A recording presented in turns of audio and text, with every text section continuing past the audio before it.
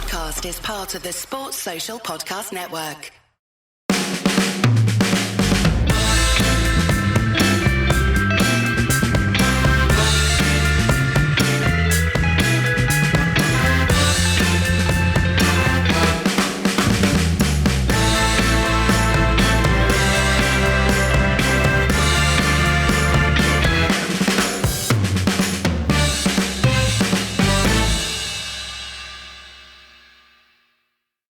Welcome to No Question About That. This is the post-Manchester United 1, Wolves 1 pod.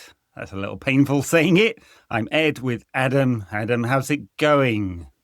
I'm lucky with the time difference for you and I. We don't have to try and go to sleep after that one. I was really wound up afterwards. I think all those frustrations that go away for a little while after the good results, they just come flooding back after the bad results. And I think it does make for a really interesting discussion with where things sit, like where they are on the table and this result in the grand scheme. It's funny, everyone's just picking and choosing which side of the narrative they currently sit. So, yeah, but I've certainly calmed down a bit. Thank God we couldn't go straight after the game. Yeah, might have been a little emotional. It was dreadful. So we might as well get that out of the way. There were almost no redeeming features about this game. It's very hard to defend what's going on other than to say United had 8 players out through suspensions and injuries and AFCON and all of that. And of course, that has an impact on what is already a fairly thin squad and what Amorim could do, especially off the bench and the balance in midfield and all of that kind of stuff. And yet, you know, I try not to go off the handle on all of this kind of stuff because it's not a fully formed squad. And as much as I think Amorim should have been getting more out of this lot after 62 games than he is, there's just no point getting hyperbolic about it. And yet, I don't half feel a little bit, the stakes are much lower, but a little bit how I felt after the Europa League final, just how flat it was and how mental the formation was, given some of the good performances recently. And then certainly had vibes of Grimsby, for sure, didn't it? I think you were on those 2 pods, Adam. Are we seeing a pattern here? Yeah, I'm bad luck on the post games. And Everton, West Ham as well. Yeah, I think it's unfortunately all the bad results. You know, Grimsby, Brentford, Everton, West Ham, Bournemouth. Those games this season, they all have those same hallmarks where the same issues, the lack of defensive solidarity. I think the patterns in attack Reuben Amorim hasn't figured out low blocks after 60 games, and I'm more curious before I go any further. Where do you stand on like how much of the absences have an impact?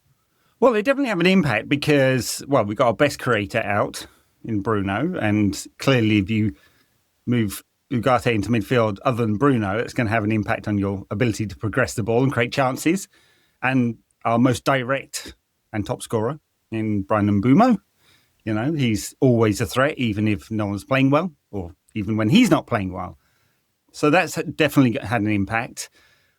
I mean, honestly, I think more of an impact. I mean, if you look at the recent times we played pretty well, first half against Bournemouth, first half against Newcastle and parts of the Villa game, in each of those, he basically switched up the system, right? I just couldn't believe it. I was looking at the formation, the team when it came out, and United insists still on doing it in number order on the socials. Just why? You think you're going to give something away? I mean, they train in, they warm up in the back 3 and then back 4 just to confuse everybody. I suppose. Yeah, everyone was speculating pre-game was another ruse. Well, that's it. I was looking at it. I was going, well, it could be a 4-2-3-1 or a 4-4-2 or a 3-4-3, and it was the latter. And I just don't know how many times we have to see that, especially, I mean, particularly when you've got 2 fullbacks on their stronger-footed sides. We've talked about it so many times. Who are supposed to give the width to that attack, and they're the principal points of the attack, just how flat it can feel. And United scored with the first shot on target. And that's, you know, in whatever minute that was when. And it was just dead flat and really predictably flat as well. And that was the weirdly frustrating thing because, you know, there's so much talk about the system and the formation, and I know there are different things in his principles and all of that kind of stuff. And then he just went back to what he knows.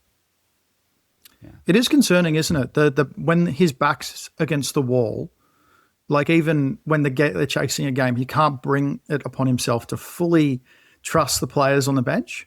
So like you've got, I know that Shea Lacey, Chidobe aren't the finished product, but it is in the club's ethos, heritage to put faith in those players and take risks. And it's not about the individuals so much for me as like, aren't you chasing the game? Why are you replacing? Like Aiden haven't clearly, like not clearly, we didn't see anything like a niggle or any reason to bring him off. He didn't say anything like that in his press conference. The decision to sub on Lenny Yoro in that situation drew more ire. Obviously, Bentito Mantado made his debut, which was really nice and didn't have much of an impact. But it's really weird how, because of how he speaks about the youth players, and you spoke about this, about bringing them up unnecessarily, it's now making people react negatively to the youth players. So when they fail or struggle, not everyone, people clamp down and jump down on them. And it's a really weird situation. I don't like it. Yeah, no, it's become a culture war.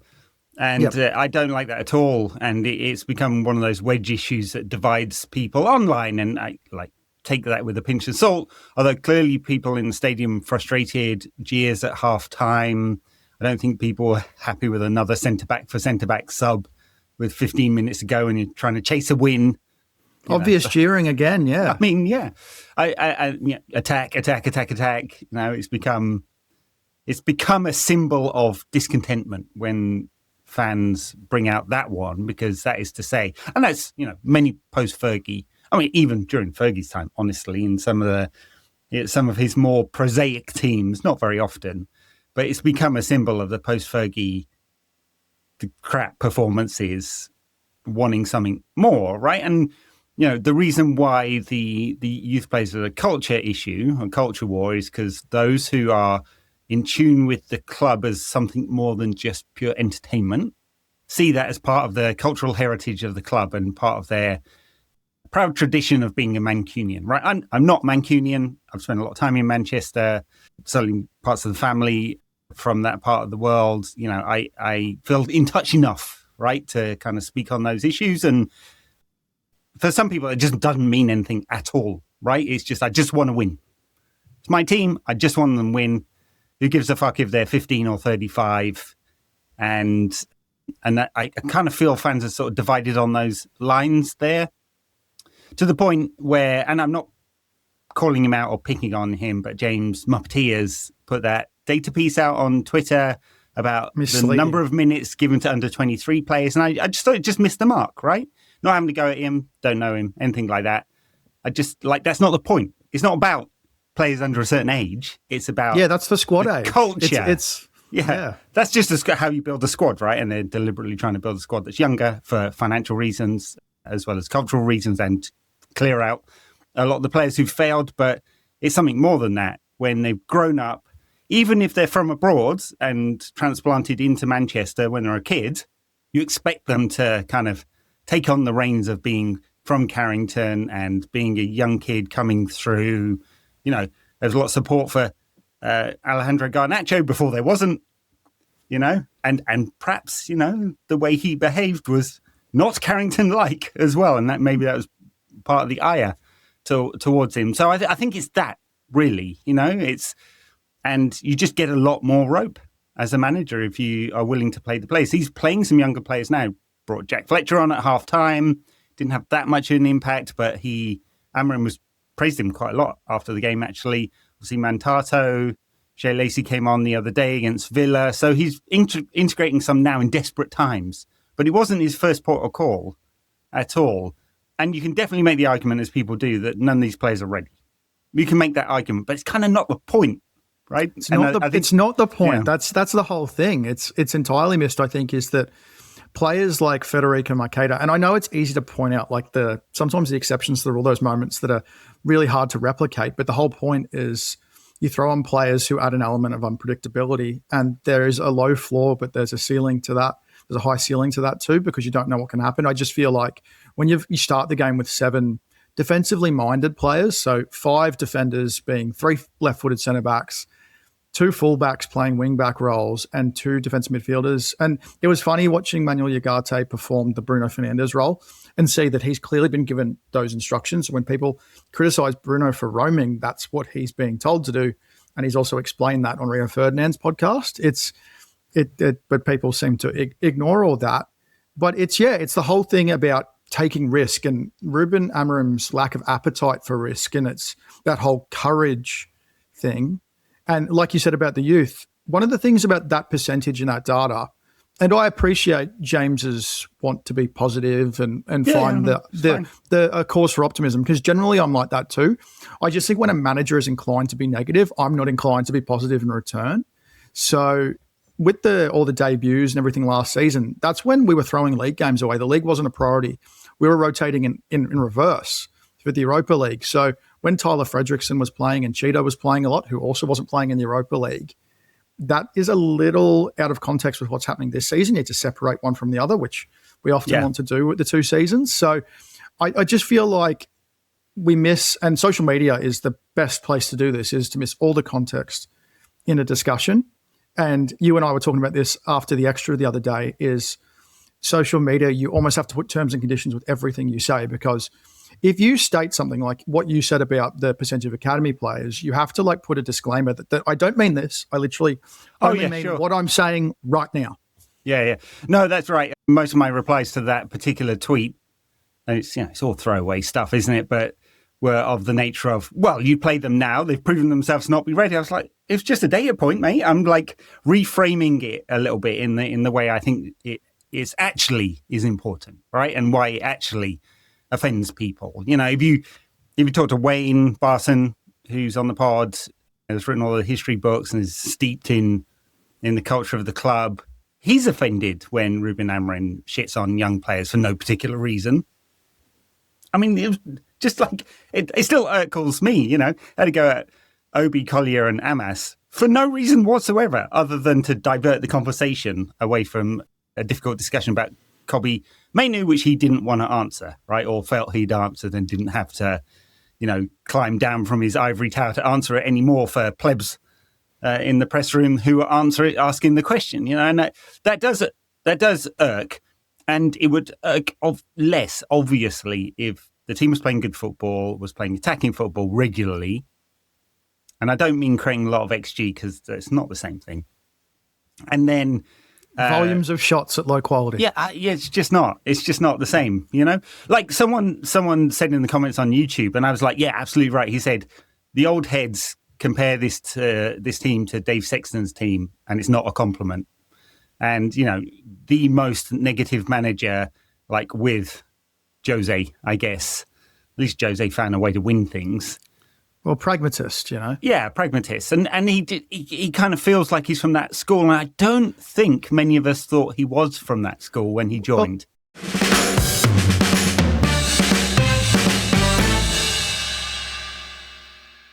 When I was looking into, because let's be honest, nobody watched sporting regularly except for the Champions League. So everyone knew about the City result and things like that. But one of the things I was reading from reporters in Portugal, and there was a guy on Duncan Castle's podcast, a Portuguese guy, forgive me, I can't remember his name, but he was saying that people just assume when new coaches come along, they come from that new school Guardiola sort of thinking. But he was saying that Amorim described himself as much more out of the Jose Mourinho school, and obviously they have a relationship. But he is much more like that. And you can see that in his, like what I was saying about his backs to the wall sort of reaction to things. He is more of a pragmatist. He is reactive. He's not proactive. So he's like, the problem for me, like United don't impose their will on teams. So today, what he was talking about after the game, the reason he played 3 at the back, 5 at the back, whatever you want to call it, is because Wolves play 5 at the back. So he was trying to counter their width. And my whole thing is with that, and I'm sure you have the same reaction, is that why are you worrying so much about countering Wolves instead of making Wolves counter you? You're the superior side, with or without the 8 personnel who weren't playing. So for me, I think like people can point to Liverpool and Arsenal having closer than ideal victories, but they still won the game. They found the way to win. And I know that Patrick Dorgu was centimetres offside, but ultimately he didn't win the game. It didn't create enough to win the game. Mm-hmm. Like, we don't want to talk about XG too much, but they only created 2 big chances in 90 minutes against a team that's not won a game and only drawn 2 games this season and hadn't drawn since the start of October, and were 12 losses in a row, 29 goals conceded. So yeah, and there's only so many excuses you can make. Yeah, absolutely. And only scored 3 goals away from home all season, right? Like, how much threat did you expect them to have? And of course, any Premier League side is going to have some threat. I mean, they scored a tiny period. You expect them to maybe have a tiny period where they control the game, right? Like where they turned it over for the 10 minutes before half time, and that was really all they needed. But that's the frustration, isn't it? It's the passivity. It's like you're screaming out for, even with the players out, United have better players, right? You're screaming out for them to just put Wolves under a bit of pressure because they're going to crumble because they concede so many goals. Even the goal we scored, right? It was just a little bit of pressure. Got into a good, it was just Aiden Heaven picking up the ball. And then he was not even challenged on the ball until he got to the box. Like Right. Yeah, the luck came their way from attacking. That's how I saw that goal. Absolutely. And that's the frustration. Setting up in what feels like a negative way with so many defenders and defensive-minded players, unable to progress the ball into decent areas and therefore get off high-quality shots. Evidenced by the two big chances, which I think is it over 0.3 XG or 0.35 XG? I forget exactly how Opta frame it, something like that. And I think it was 11 or 12 shots overall or whatever it was. But I think it was 16-12 in the end, but they still had 16-12. Yeah. It didn't, and it just game felt state. passive. It felt like this is not a real Manchester United side. And I think the thing is I can't get inside his head. I don't really understand. I couldn't understand the thinking when you've seen United perform so well in the first half against Newcastle. And they were genuinely good against Newcastle in that first half. And then lose it in the second half. And I know it's incredibly reductive to say, well, he played 4 at the back in the first half and he switched to a back 3 in the second half, and that's when it all went to shit, although he just tends to do that when he wants safety. And that's the deeply, unbelievably frustrating thing. And afterwards, he just said, well, we'll be a much better team when we get back. I have no worries. But the difference between 4th, getting in the Champions League, and 8th, it's not much. It looks like it's going to be. He also said he didn't want to make excuses and then proceeded to outline the reasons why they didn't win, which sounded a lot like excuses. I don't know about you. I was sort of thinking, is there, obviously he's a coach who's learning on the job because he's still young, and that's not in a condescending way. It's because of his age and because of his experience. But I wonder how much is like, it's the Claudio Ranieri Tinkerman sort of thing, where it's like tinkering for tinkering's sake, but also the way he speaks in press conferences, it does feel a little bit like curse of ego to me, like where I can prove that my system can prevail regardless of whether there's 3 at the back or 4 at the back, because he's constantly spoken about. I know that because of the language barrier, he mistakes system for formation or we misinterpret it because of that language barrier.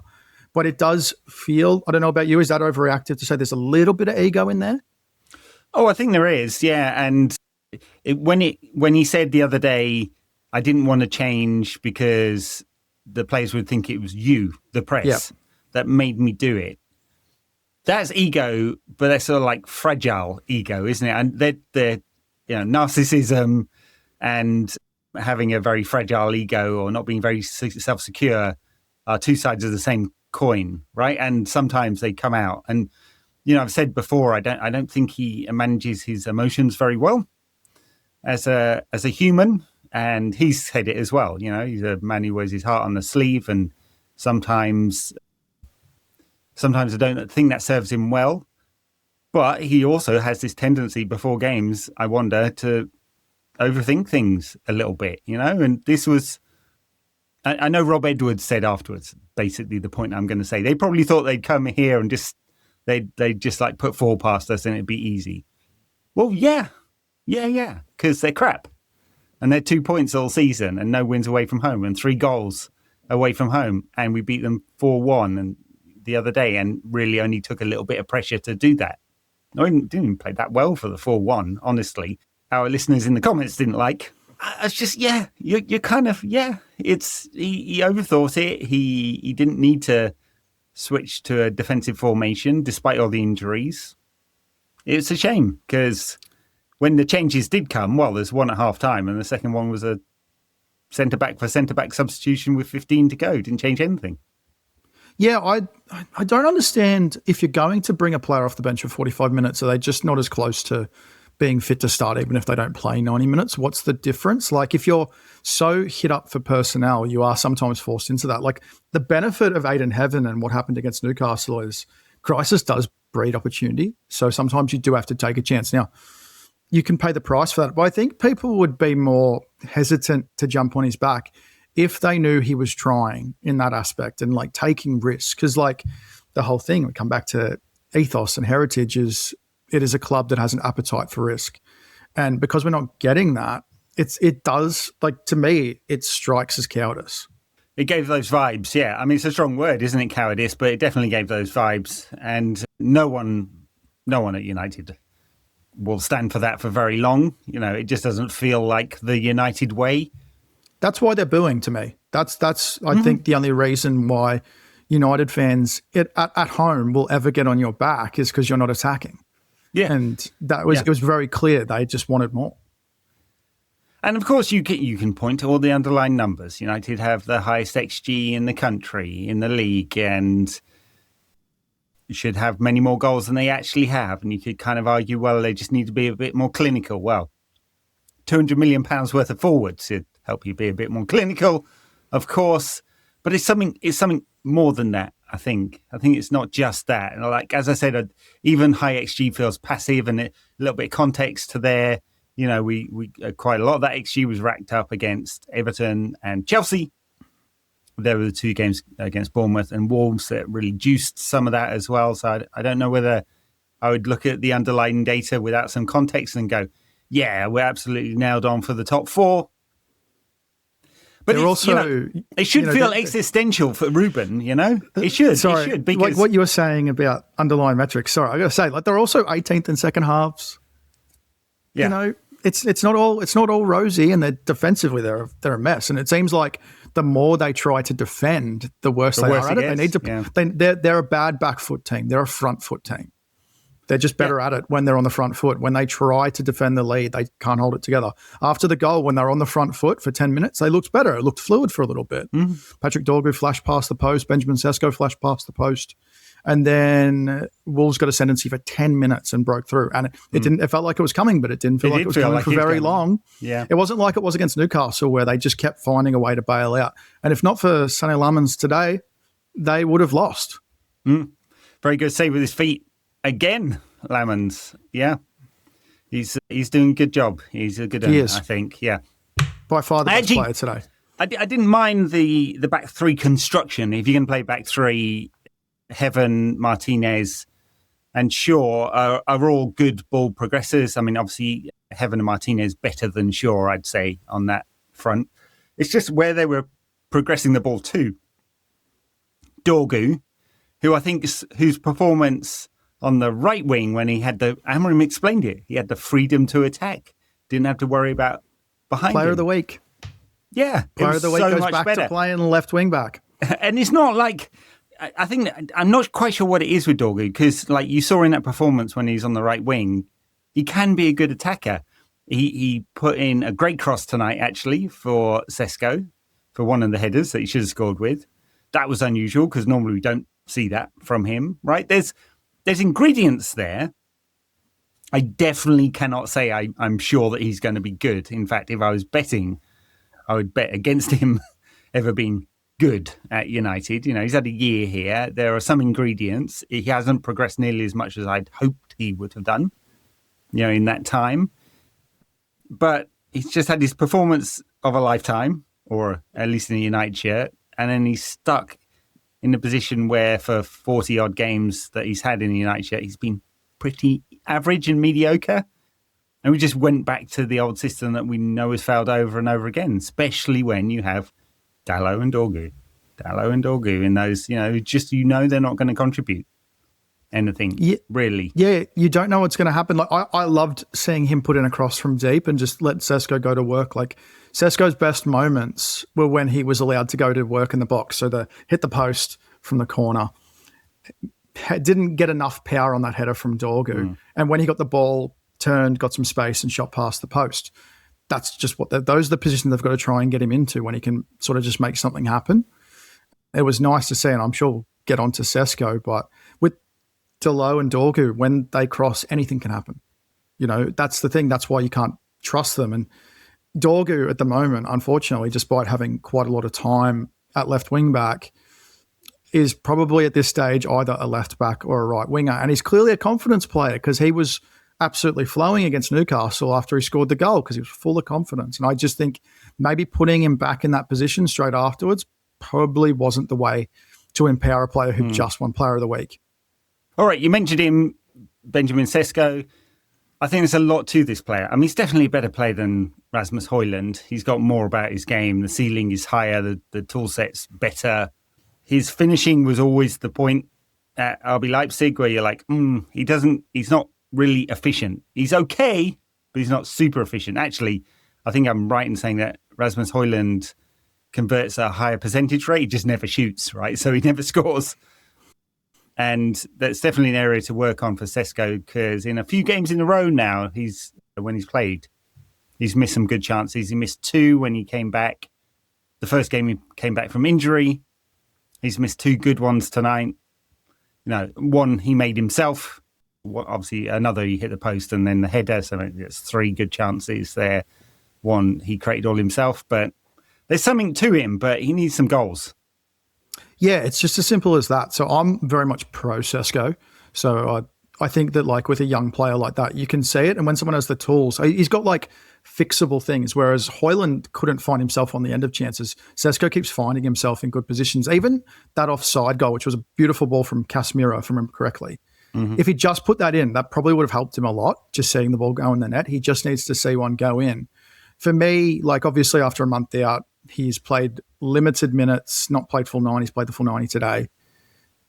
He's obviously looking better, but he does need to see one go in. In this little run against teams with fragile defences, he just needs to see one go in. It would be really good for him to score against Leeds, but we're just going to keep saying that until he scores. But I like what I'm saying. There's a lot more to work with.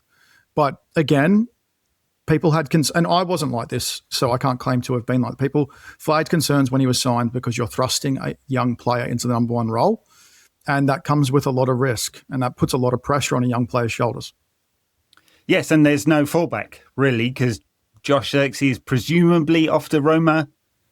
I don't think he did himself. I know he scored tonight with a bit of fortune, but I don't know what role he plays in this team. I mean, even if we went to a 4-2-3-1, is he going to play the 10? No. 5th choice? Yeah, so it's better for him and better for the club if he moves on. But it leaves us desperately exposed. Another Sesko injury. And we're playing Mason Mount at a false 9, and he's injured. Is that squad planning to you? Do you think I saw someone say... No, I think it's bad squad planning, yeah. And, even if you believe that Chido Obi was on an accelerated path, I think we saw last season was not quite ready. He's 17 years old. He's super young. Needs game time. They're trying to develop him. They've been managing his minutes this year as well. Just make sure as his body grows that he doesn't get injuries. All sensible. After Amorim talked about Chido being in that press conference, there was obviously a briefing to the press because there were a couple of positive pieces came out about him. They believe in him.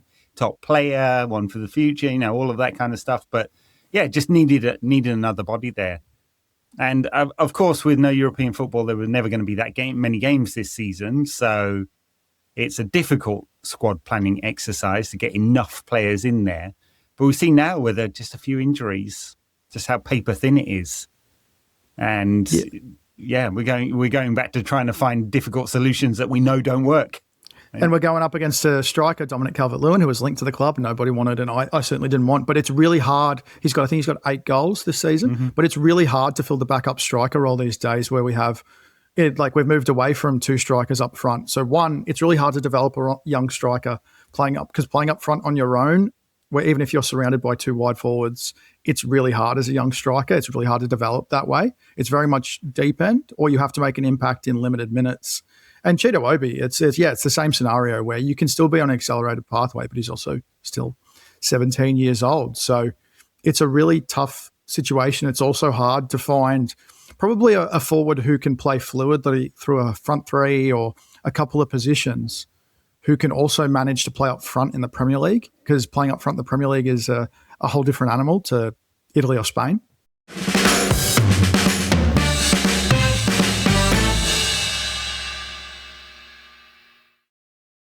The squad is fragile. That was one where we just didn't have enough. And we were overstocked with defenders, basically. Got a lot of central defenders. Not enough bodies in midfield, or at least of the profile that Reuben Amorim wants. And not enough central strikers. A lot of sort of wide tens. Where do you stand on, so, for example, I saw someone saying that Lisandro Martinez was trialled in midfield, did a job. Could they have pushed him further forward? Patrick Dorgu did a good job. Out wide, they should have pushed him further forward. Do you think there's anything to that? Is there something in Reuben Amorim not persisting with things that aren't necessarily his own ideas? And they are, it is shoehorning, but it's retrofitting a solution in the short term. Yeah. I mean, on the latter first, I don't know whether Patrick Dorgu would be a really effective right-sided, forward, cutting inside. He's certainly got the pace. He strikes a good ball, although it's not often on target, as we saw today. Or maybe took a little deflection, didn't it? And I just don't know whether he's got the skill sets or not. He did do it for Lecce a few times. On Lisandro Martinez, I'm not an advocate of that one. I think you'd find that quite hard on the turn and coverage, lateral coverage. I mean, Amorim talked about it before anyway. It's not his natural position. No ground coverage with him and Casemiro. Yeah, I don't really see it. It's just completely different. Just because you can make a few tackles, that's not really the point of a Isn't that just 6. what a destroyer does? Isn't that what... Yeah, well, we've got Ugarte who goes around and changed. kicks people, so it doesn't mean it's good in there. So, I mean, the one thing he got the other day when he played 45 minutes there was loads and loads of space. Villa just sat off him and let him pass. And obviously he looks good when he's not under pressure. I think that would probably be quite different if he was intense, being turned and having to play the wrong way, which he doesn't have to do at centre-back quite so often, and to cover all that ground. So I don't think that's a solution. Desperate times, maybe. Oh, I mean, even in the second half today, do you try something different? Get someone who can spray the balls out of midfield a little bit more than Ugarte, things like that. Guess so, yeah. And because Dorgu can run at players, and they just didn't have that today. So it was either give it to Cunha and just see what happens, and otherwise it was a lot of that's when the attack thing started, because they were just going side to side from when they were 4 at the back. It was going right back all the way to left back. It was really frustrating. It is, and that's okay if you're trying to pull the opposition out of shape. But when you do it slowly, and I think one of the other things was very, very noticeable, especially in the second half, a little bit different when Jack Fletcher came on after half time, although, he wasn't super involved in the game. There were just massive spaces between all the players. And so those high-risk balls, the risk-reward balance that you get from Bruno, who can both execute the long, the up, back and through strategy, and execute it really well. It just wasn't there. I mean, what you expecting Manuel Ugarte to hit 40-yard balls? I mean, come on. And so it was just not, they weren't tight enough together. But that's part of Amorim's system, isn't it? It's, make the pitch bigger. What do you call it? Stretching the pitch. The frustrating thing for me that I always notice against, low blocks is that I can't see how they're going to pick through them unless someone just makes a run at the right time when Bruno has the ball, or Casemiro, who's quite adept at that. I just don't see how anything's going to happen. I can't see passages of play or passing triangles or anything like that will open anything up. That's well, what's they don't really sustain attacks to me. No, it's a constant problem. I think the hallmark of a good attack is sustaining pressure, and United can't do it. They either win the ball in really dangerous areas because of players like Mason Mount or Ahmad, who they don't have. Hopefully they'll have Mbeumo or Ahmad back because of one of them being eliminated this week. But then they've got to come back from Africa. And it's to me, that just screams more to the fact that you're relying on the quality of personnel over a triumph of system, which is what today should have been about, is that your system gets you through when you don't have the players. Well, yeah, absolutely. And the system does not create enough chances. The players do. And I think that's still true. So the game model from last season is still in place. The adaptations were some change in the out of possession structure, which has been a real problem at United. Still is a problem, honestly. not much change in possession other than to get it forward quickly in certain circumstances, right? I think they were very, very direct at the beginning of the season. They've become a little less so sometimes, but they're not at the 40% of balls going long sort of status as they were.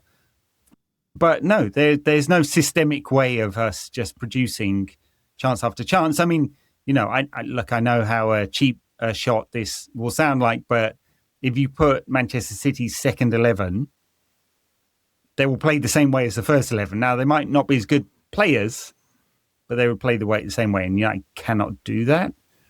Now, there are an awful lot of this squad of players who probably won't be here in 2 years' time. We're going to see several.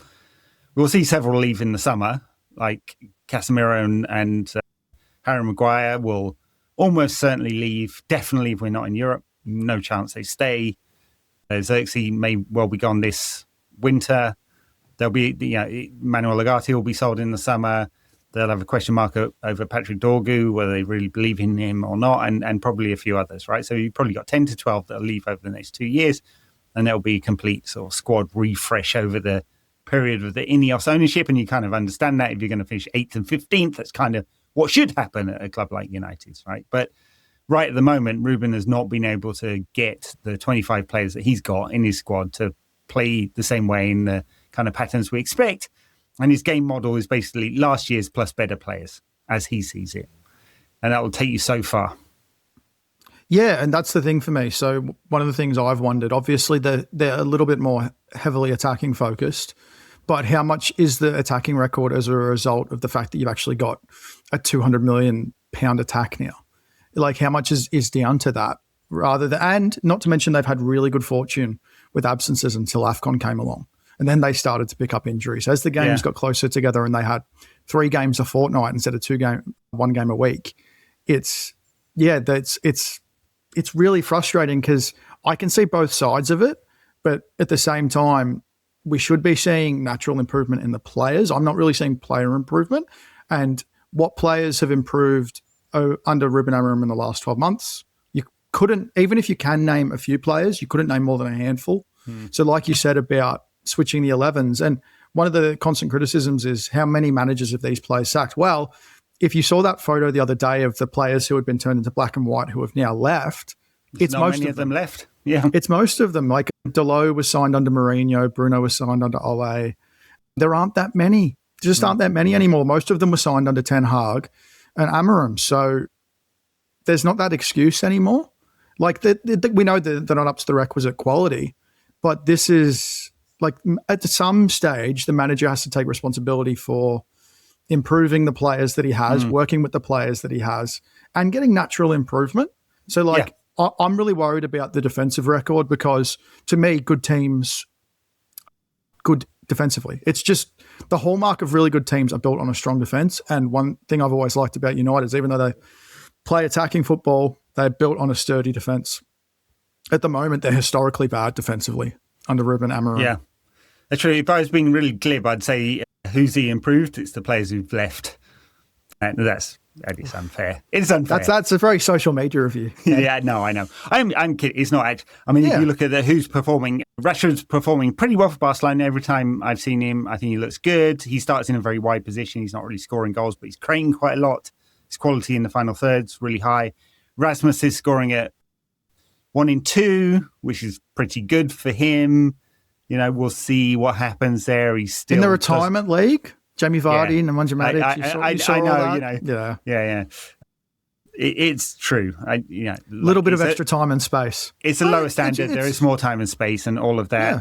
Anthony's doing pretty well at Betis again this season. Not that I'm arguing for any of these players to be remaining at United. I'm just, putting context around my tongue-in-cheek comment.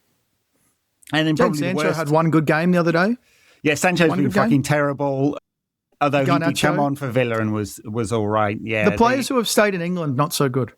Yeah, Garnacho's having a bad season. And funnily enough, he was the one who performed best last season, at least in terms of the numbers, right? He was putting up really good numbers. Do you know who the Aston Villa fans love? They love Victor Lindelof. He was really good the other night. Yeah, against Chelsea. He was sturdy. Like United's best defence besides Varane and Martinez post Sir Alex is Lindelof and Maguire. People seem to forget that just because Lindelof, I actually liked Lindelof. I thought he was reliable. He was just a third centre back.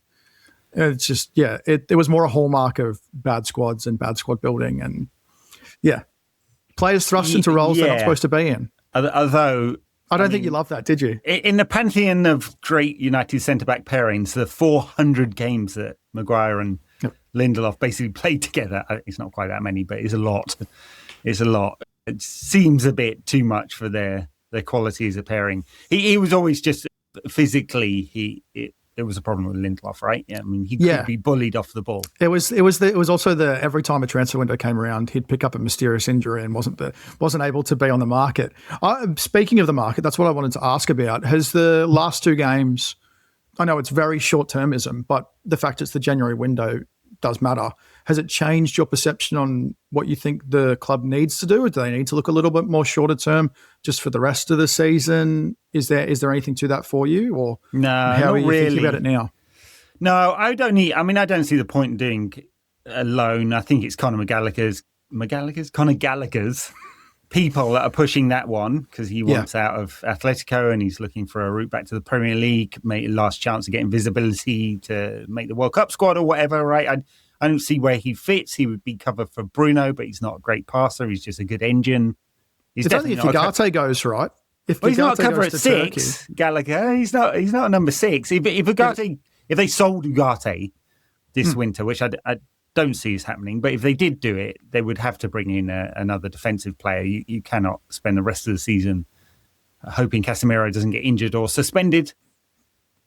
I mean, I guess you could, but it wouldn't be a good idea. So you'd have to, but the thing is, right, it's really a question of right now, you have to assume that Amorim is still here for the long term, right? If you're planning for someone beyond him, then there's a completely different set of questions to think about. Right now, you have to plan for him to be here for the long term. And then therefore, anyone you buy has to fit in the kinds of profiles of players he wants and doesn't really change whether he plays a 4-2-3-1 or a 3-4-3, right? He still has certain profiles of player that he wants. Now, in the former, he gets an extra player in midfield, and that kind of helps with the control that we don't normally have. In the latter, he's got these specialists in the wing-back areas, the wide centre-backs, and the 2 inside 10s, right? Well, we've got the 2 inside 10s. He's got those now. We've got plenty of options there. The wide centre-backs, I think we're pretty well stocked, right? So if you believe that Lenny Yoro will come good again, he's just having a little bit of a dip, which is fine. 20-year-old centre-back and all that. Go look at your favourite centre-backs and see what they were doing at 20. Well, and you've got Heaven, who's great on the ball and is having a real moment of it right now. And Lissandro, we'll see where he goes to. They're pretty well stocked in wide centre-backs. Central centre-back, well, depends whether you believe De Ligt's good enough, but it's good enough for this season, assuming he gets fit again, right? So you'd be like, well, we could do with another body in central midfield. We could probably do with a wing-back on either side, but probably left, right? If we were thinking about that, assuming Ahmad comes back at wing-back. And then we could do a support striker. But like most of those thinking, like, except unless you were going to buy a really high-quality left wing-back, because you just want to up the quality in wide areas because we're not producing enough from those areas, that's going to cost loads of money. The rest of them are kind of thinking about squad depth, aren't they? Yeah, I think so. And I do find it interesting that we haven't had links to wing-backs. There just aren't that many specialists who are worth the squeeze. So, and one thing you were saying about Lenny Yoro, like he's played the most minutes of any player his age defensively this season by, I think 2 years. So, like, that does matter. And it's like what you were saying about all that. But I don't think they'll bring anyone in for wingbacks because I just don't think they're too hard to find. I think that's in part what Reuben Amorim has realised, because I think he's realised off his own accord that he does have to change things because he's just not going to get those players. They can't go buy Nuno Mendes just because they want to. I'm not saying they want to. They just can't go do that. They're not in a position to. So he's having to work in what he has. And it seems like, I've said this a lot, I think that, like, apart from Ruben Neves, I think that's a possible arrival. It just depends on what his wage demands look like after playing in Saudi. That's the only sort of arrival in midfield I can see. And then I think Kobbie Mainoo stays now. just because of his injury and the problems in midfield, I just think they're going to hold on to him. I just don't think there's been strong enough links. And then, the Xerxes situation, it seems like he goes, but what's there? It does frustrate me. And like, what's the plan there? Because you should have already bought a player so that you could sell him. That's how good buying and selling works, is that you sell from a position of strength instead of buying from a position of weakness. But it's very frustrating. Yeah, and it's unclear. I mean, they were looking at the Semenyo deal. That would have cost 65 minimum because of the buyout clause, and then whatever else they'd have to pay up front to spread the payments and all of that. But they were still going to bring that forward from the summer. There's not a lot of cash in the bank. That would have been tapping the credit card, at least partly, probably. I mean, depending on how much you had to pay up front on that. So there's, I guess, money, but Amorim was fairly clear that they're not going to do it unless it's a player they really want. What's the balance of power here? Does Amorim have enough credit in the bank that he can demand the kind of players? Is there any wobble in the boardroom now where they're like, not sure if this guy's going to make it or not? Therefore, we bring in the players that we like, not the manager likes. It's been bending that way anyway in terms of United's transfer strategy under Ineos. I'd say with good reason, right? Like you just can't have what happened with Ten Hag happen again, where he just picks all his own players and we're left with hundreds of millions of pounds and years worth of unwinding to do. So, it's a difficult one. We're in a difficult position until they can work out. I mean, the PSR problem is not a problem. It won't be a problem in the squad cost rule either, but the cash problem is a problem. We owe an unbelievable amount of money to other clubs. We owed a massive amount of money, then we spent £200 million. So we owe most of that money again, still. This will change a little bit when Casemiro and Maguire drop off the books this summer. They get rid of Xerxes. That's going to change the dynamic there. They'd probably get a decent fee for him, even if it's it's hard to plan if it's on a option rather than an obligation. It has to be an obligation if you let him go, I think. I think it's the only way you can do it. With reasonable, even if it was like Roma have to qualify for the Champions League, they've got a chance, right? And you can probably bank on getting money for Rasmus Højlund. There was a press report that Napoli are under financial strain, but they are obligated if they meet certain conditions. That's what obligation is. United were the only team in history to have a get out of an obligation. Sancho at Chelsea. The Jadon Sancho clause, yeah. Well, I think it's a special circumstance with a player like that. It's true. Rashford, I mean, it's hard to say with Barcelona. I think in terms of the fee and the quality of play and what they're getting out of him, he's starting quite a lot of games. Some of it's rotation with Rafinha right at the moment, or Ferran, because obviously Lewandowski's getting old as well. I think they'd want him. How much money do they have? What's the situation with La Liga's wage constraints? The 1-for-1 or 2-to-1 ratio that they have to sell to buy.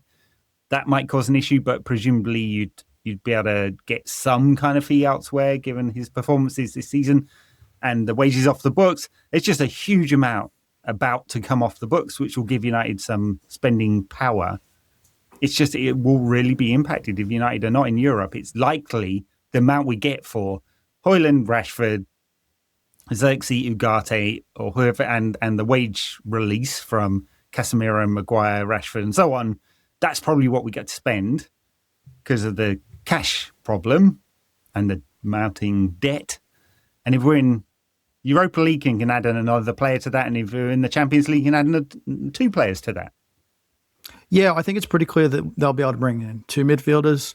Beyond that, it sort of just depends how the loans shake out. I mean, I was just looking then because I needed to check, but Napoli aren't like a lock to make the Champions League. They're 3rd, but they're only a point ahead of 4th and 2 points ahead of 5th. That can change really quickly. Napoli aren't the team that they have been under Antonio Conte. And, Marcus Rashford has been really good, but Barcelona's financial problems just mean nothing's a guarantee there. The fact that they do need to buy a striker because of Lewandowski, and they're having to look at budget options there as is. The players they've been linked to aren't exactly Barcelona standard, the players that the fans might expect there. So there's just no guarantee. And then Marcus Rashford would probably take a wage cut to go to Barcelona, but he's not going to take a wage cut for probably the other suitors that will come for him. So, wages will come off the books, but how much cash they're going to have, I think they'll, let's hope that it's Anderson and Baleba, or probably Baleba plus question mark, But reports in the papers tomorrow that City are interested in Anderson. So I suppose they'd struggle to buy him if they're in the Championship. Check out NQ80 Extra for our conversation about that one. We've gone 50 minutes in this pod and barely talked about the game, but there was so little to actually talk about in terms of the actual how it speaks to the big picture. A bit of deflection, bit of denial.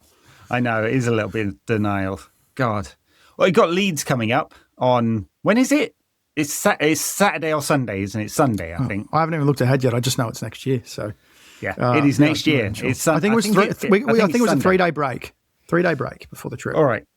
And it's a lunchtime kickoff because they don't trust Manchester and Leeds fans to not attack each other if they've had a good afternoon of drinking, which is fair enough, I guess. I mean, they're doing all right. Actually, Leeds at the moment, they're not going to go down, are they? And Calvert-Lewin, I'm sure you've seen his shot map going around social media, the Opta map. They don't let him have the ball anywhere near the centre spot, is my advice there.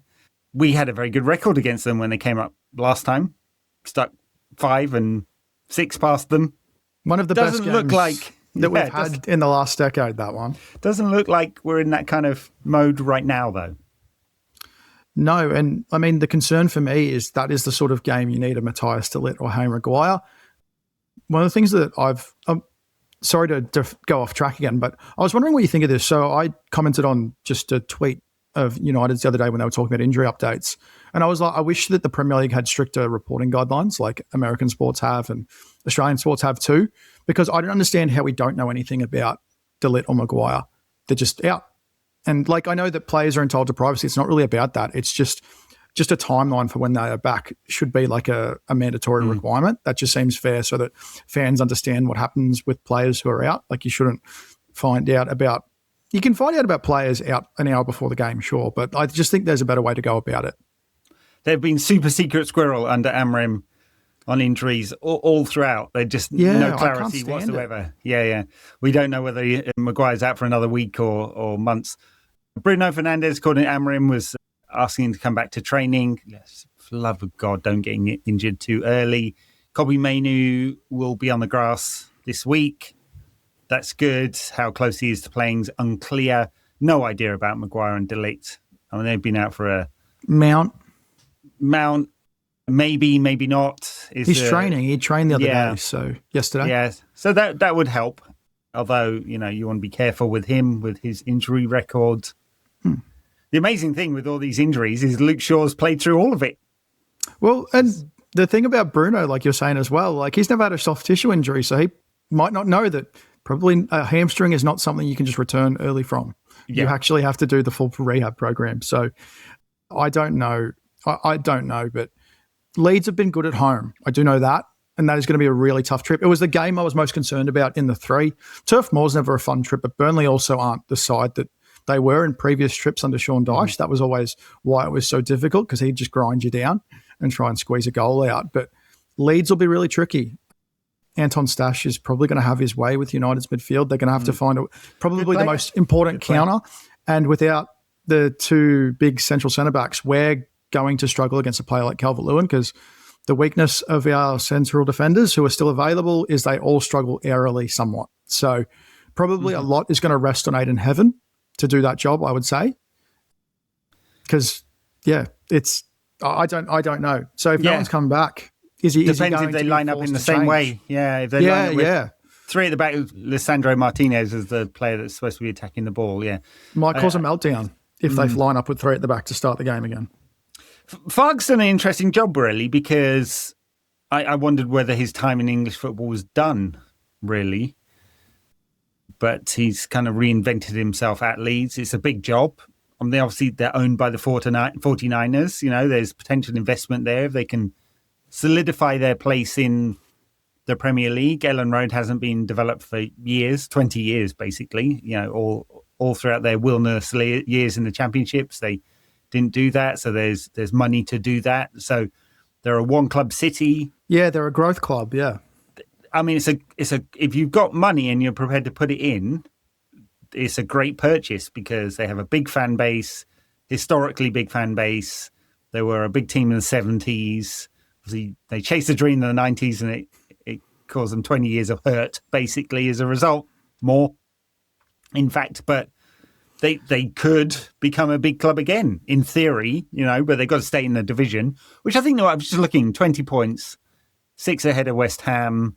And, I mean, they could go down, but they seem to they have enough about them. They haven't lost in the last 5 games. They're picking up enough points. It's going to be tough. And Ellen Road, even if Leeds fans haven't had 6 hours to do some drinking, will be fierce. Yeah, it's going to be a really tough game. They're just one of those games, like whether it's Everton or Newcastle, those northern away trips are just never fun. And I just have a bad feeling about it. That said, I didn't have a great feeling about today, but I didn't think it was going to be a draw. I thought they were just going to perform poorly and get it done again. But I don't know. I don't know anymore. But if they don't have many options to change, so it's going to be a really interesting test just for Amorim, whether he's proactive in making changes or reactive, whether he put it as responding to pressure and changing the formation and lining up the players differently to try and produce a different outcome, or whether he's going to trust someone else to step in. Well, you might want to respond to performances. I think that's fair. Like, you don't have to say it's the press that making you do it. It just wasn't the feedback you're getting. Feedback you're getting on the pitch.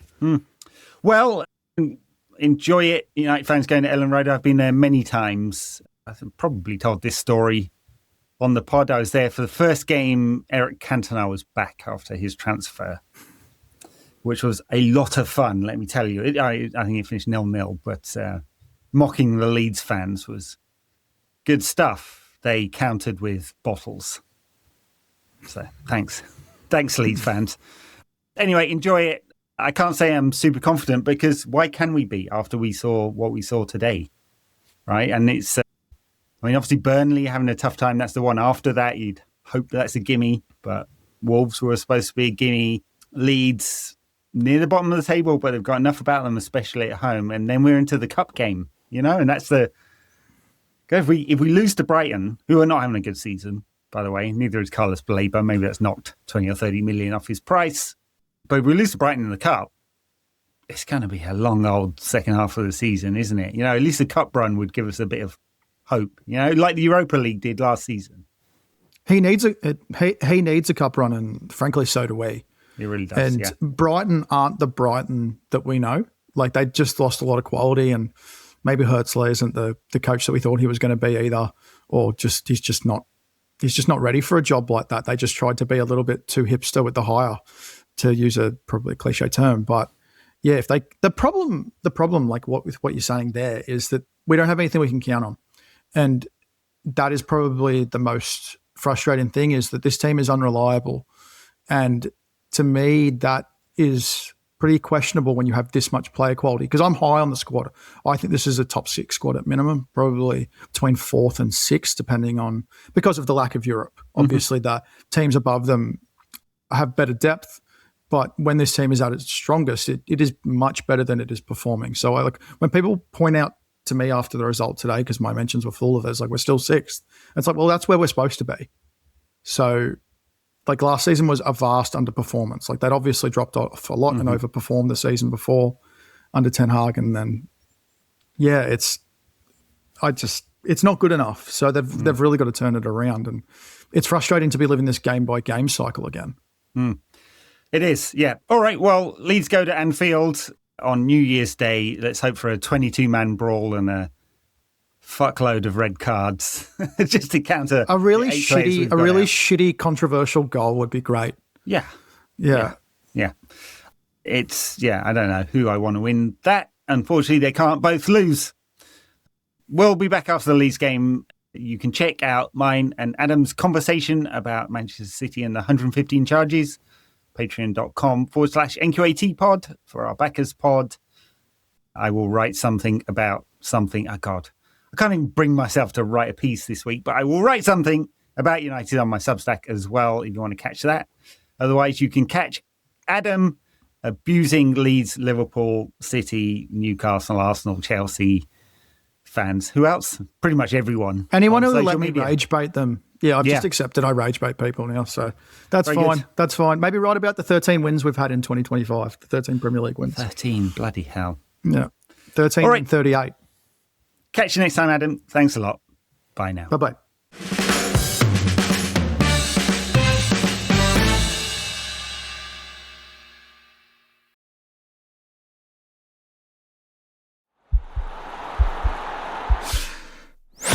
This podcast is part of the Sports Social Podcast Network.